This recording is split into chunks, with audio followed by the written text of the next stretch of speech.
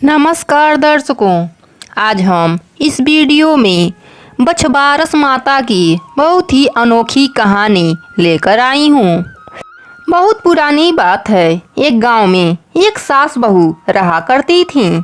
सास को गाय चराने वन में जाना पड़ता था। एक दिन बछबारस का त्योहार आया। सास ने बहू से कहा, आज बछबारस का पर्व है, मैं वन में जा रही हूँ, तू ग्वालिया मुगालिया को उबाल कर तैयार रखना। ग्वालिया मुगालिया गाय के बछड़ों का नाम था।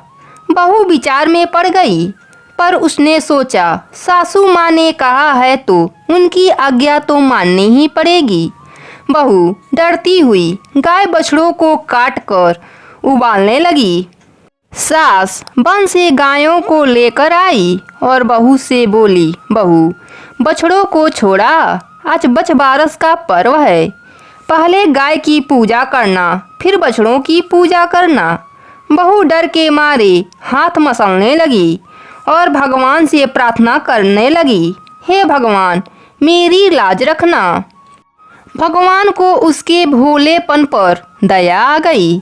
हांडी में से भाप निकल रहा था, उसे फोड़कर बछड़ा बाहर आ गया। उसके गले में हांडी की किनारा था।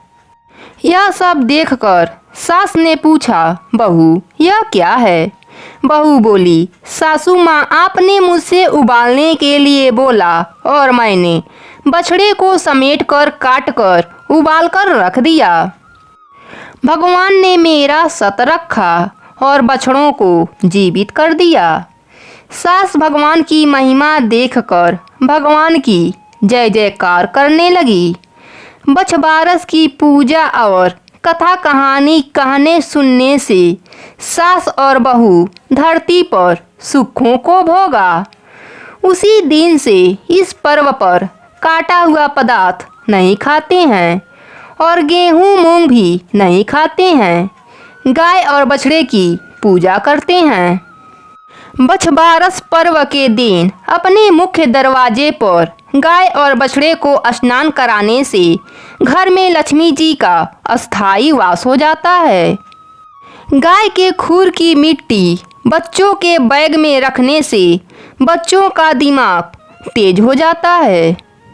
गाय और बछड़े को अपने हाथों से स्पर्श करने से सारे ग्रह शांत होकर अच्छा फल देते हैं। गाय और बछड़े को अपने हाथों से स्पर्श करने से सारे ग्रह शांत होकर अच्छा फल देते हैं। हे बछबारस माता, जैसे बहू की लाज रखी वैसे ही सबकी रखना, सबकी मनोकामनाएं पूरी करना। तो बोलो बछबारस माता की जय।